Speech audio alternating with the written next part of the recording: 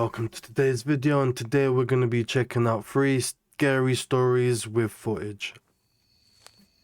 Oh my days. This should be very interesting.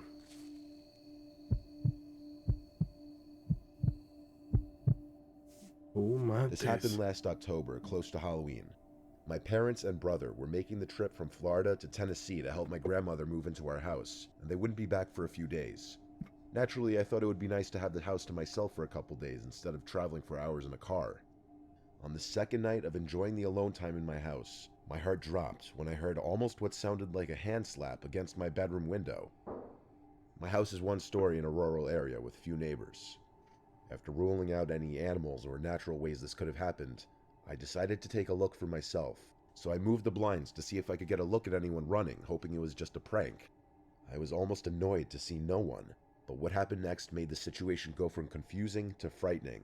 When I started to hear the doorknob to the door being forcefully shaken and twisted, causing almost a bang at the door, and because of this, my dog started barking loudly, increasing my adrenaline in the situation. Damn right, bro, that is a fucking madness. Bruv, if I was in America, have the gun, bro, I'll be all over gun rights.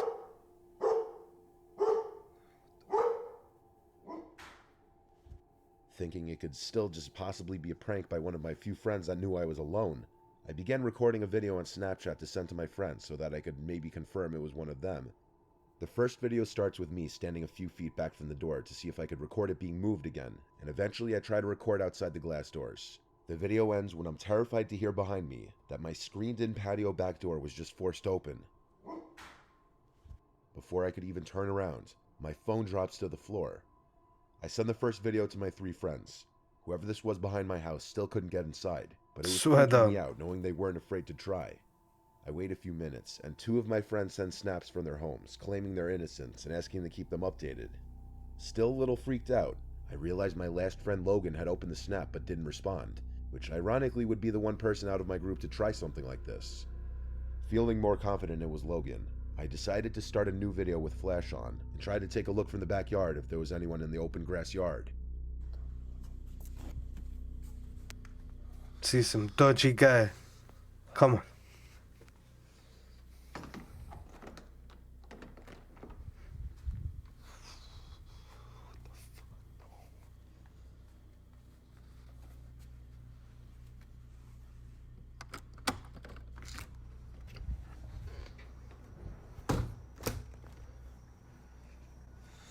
Bro, this is... Hey. Bro, if this guy just jumps out of that bush and punch you up, bro. After making sure the front door was locked, I walked out hoping Logan would pop out to try and scare me. Bro, this I checked is behind some bushes and madness. scrap wood on the side of my house, but instead I was greeted with just darkness and quiet. Only after 15 seconds of walking outside, I was immediately uncomfortable with the situation I was putting myself in. Duh. My fears got the better of me, and I decided to just go back inside. I stopped the video and returned to my living room. Logan finally responds to my snap, causing my breathing to halt when I see a picture of him in bed with his girlfriend saying, "What the fuck, bro, call the cops." I immediately call 911 and make sure no windows or doors could be unlocked. I was advised to keep all doors locked and to call back if I hear any more forceful entry noises. It was only days later that I would re-watch the saved videos to find a creepy black figure watching me behind my tool shed while I searched behind the scrap wood and bushes, almost looking like they were deciding to attack me or not. Yeah, when he turns. Yep. Motherfucker. Seeing it for the first time, and even now, makes me want to throw up from fear. Trust me. Nothing has happened since. Oh my but I days. still wonder how someone knew I was alone that day, and what could have happened had I made eye contact with the figure watching from the corner of that shed. Dodgy brother. I'm a 17-year-old boy living in a small neighborhood in the Midwest of the United States. The neighborhood I live in is a tight-knit community, one where everyone knows each other and is usually friendly towards one another. My street is a small cul-de-sac with 3 houses on each side and 1 at the end. The cul-de-sac itself rests on a small hill. At the bottom is a lake surrounded by forest and other houses. It's not a very dense forest, but it's far away from any densely populated city, and it gets very quiet at night, with the exception of some dogs barking, a late-night driver, and on rare occurrences, you can hear a coyote in the distance. One night at around 2 a.m., both my mother and older brother, whom I live with, were off in their respective rooms, either sleeping or just keeping to themselves. I too was about to go to sleep, and at the time was just resting and watching a YouTube video in bed. A few videos in, I heard a strange sound coming from across my room. It was a Oh. sort of soft thud, as if someone had lightly tapped the wall across from my bed. I wasn't alarmed when I first heard it, figuring it was my cat Spot coming to sleep at the foot of my bed. I sat up to see what he was doing, but he was nowhere to be found. In fact, there was nothing in my room that was out of place or that could even make such a noise. However, I didn't hear the noise again, so I went back to YouTube, and after a while, completely forgot that it even happened. That was until I heard another noise. But unfortunately for me, this noise was not a quiet thud or tapping sound.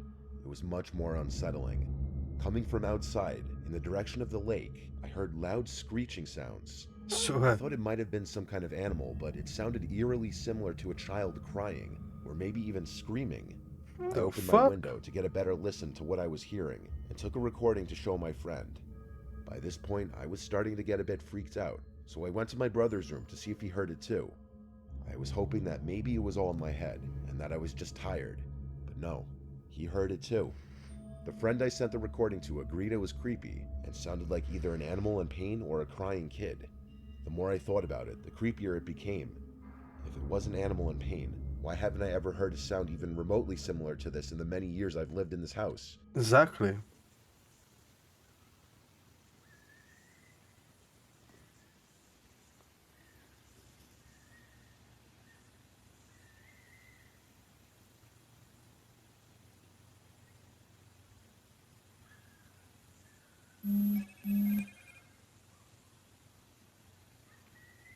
Some mad It didn't sounds. sound even remotely similar to a fox, coyote, or any animals I know about, and this forest isn't big enough for an animal much bigger than that. And if it was a child, why was it alone, screaming and crying in the woods in the middle of the night? Then there was that thud that I heard from earlier that night. Was that somehow connected, or is it simply a coincidence that I heard two creepy sounds in the matter of minutes? I haven't heard any kind of noises like that since, and by that I am glad. But to this day, it still creeps me out that none of us could truly figure out what could have created those sounds. Mad. Damn, that is a weird one. Story number 2 is a fucked up one. Alright, let's look at number 3. I live in an apartment in a two-family house. I'm on the lower level. The owner of the house, Rob, lives upstairs sometimes, but he has multiple houses, so he's not really here that often. Rob and I are pretty much friends by this point, so he tells me when he's going to be gone for extended periods of time. During the time of this story, Rob had told me he'd be gone for 2 weeks out of state. He told me this so that I would know that I could put both my cars in the driveway. I spend a lot of my nights in the living room reading. My level of the house has access to the back door and the deck outside, so you can probably guess where this story's going. I Yeah. was reading my book on the couch in the living room by the lamp. Complete silence in the room, aside from the night crickets outside. Just the way I liked it. When bang. There was quite literally a bang on the glass of the sliding back door. I obviously jumped out of my skin. That door led to the backyard. Nobody should ever be back there knocking on it. I wondered if maybe Rob had returned early, but that didn't seem likely. It was just one distinct bang, though. It could have been a fox or a possum running into it by accident. Still, I got up to go check it out. I moved the sliding blind out of the way of the door and turned on the deck light. The deck was clear, though, as I thought it would be. I live in the calmest town ever anyway. Break-ins are never heard of here. I closed the blind on the door again, though, just because I do get a little uncomfortable with the idea in the back of my head that someone's outside in the dark just watching me. I think that's a pretty normal feeling. A while passed because I finished a whole nother chapter in my book, when it happened again. This time, though, it wasn't just a singular bang. It was a bunch of deliberate knocks or bangs on the glass. It had to be a person. It went on for a bit, so I turned off the lamp, and this is where I picked up my phone and started recording. Oh shit, let's see the footage.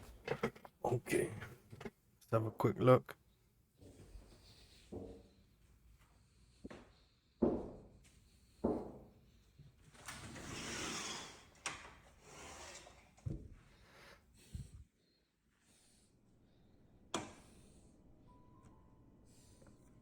As I opened the blind and flicked on the light to the deck, the noises stopped, and there wasn't a single person in sight, not even an animal.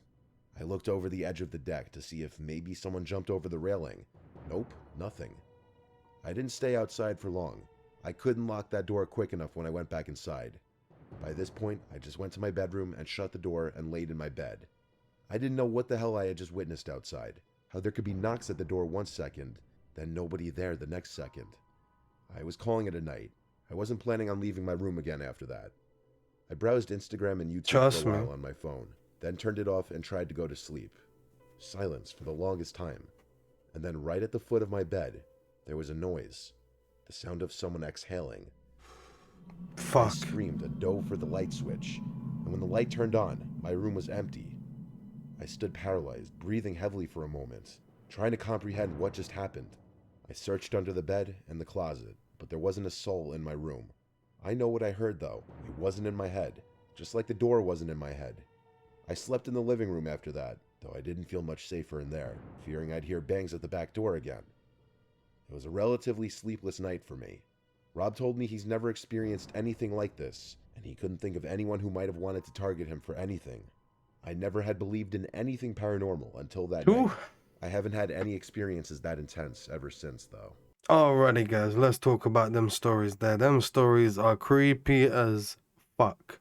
I have to admit, bruv. Like especially the one when man's like the first story when man goes outside and man's all looking around and you see there's the bit that you just see like this little like outline of someone's like upper body just looking around the corner. Bro, he could have just got stabbed up. Like, bruv, shit could have got real. I'm gonna be fucking honest. Shit could have got real.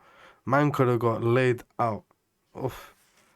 And the other two stories, they are fucking crazy as well. Story number 3, when man's there just chilling in bed and man's hearing someone exhaling right next to man, it's like, bruv, that is scary as fuck. Oh my magical days, guys. But yeah, we're definitely gonna be looking at some more stories. But yeah, enough of me rambling on, guys. Comment down below on what you think. Like if you like the video, subscribe if you're new to the channel, and I'll catch you all on the next one, you absolute legends. Bye.